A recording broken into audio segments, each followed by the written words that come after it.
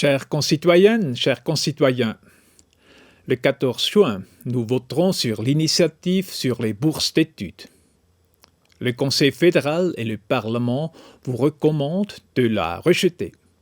En effet, l'initiative sur les bourses d'études entraînerait des coûts importants et serait contre-productive pour les étudiants.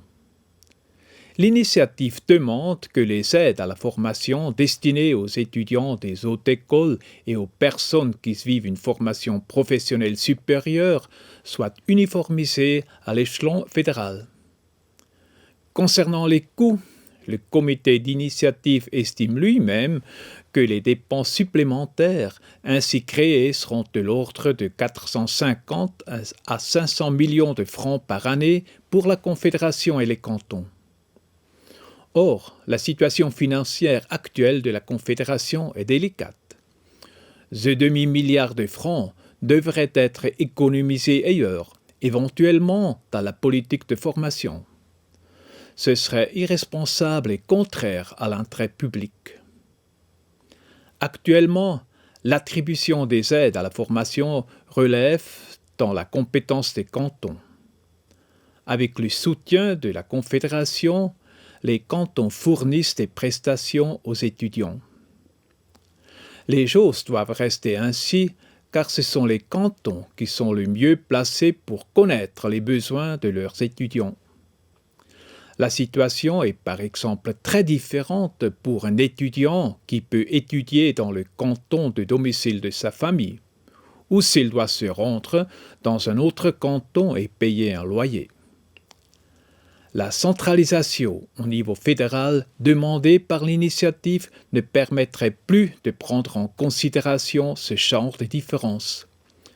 Surtout, les cantons ont déjà fait des progrès importants dans l'harmonisation des systèmes de bourses d'études. Un concordat sur les bourses d'études est en vigueur depuis 2013. 16 cantons, représentant 70% de la population suisse, ont adhéré à ce concordat et profitent de l'harmonisation en question.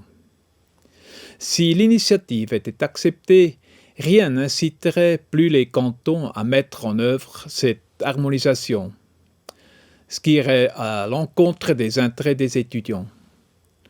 Comme contre-projet à l'initiative sur les bourses d'études, le Parlement a déjà adopté la loi sur les aides à la formation. Cette loi pourra toutefois entrer en vigueur seulement en cas de refus de l'initiative par le peuple.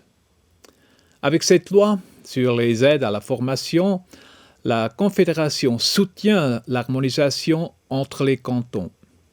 Seuls les cantons qui remplissent les principaux critères fixés par le Concordat continueront de recevoir des subventions fédérales pour les frais qu'ils doivent assumer. Pour toutes les raisons évoquées, l'initiative sur les bourses d'études n'est pas souhaitable. Le Conseil fédéral et le Parlement recommandent donc de rejeter l'initiative.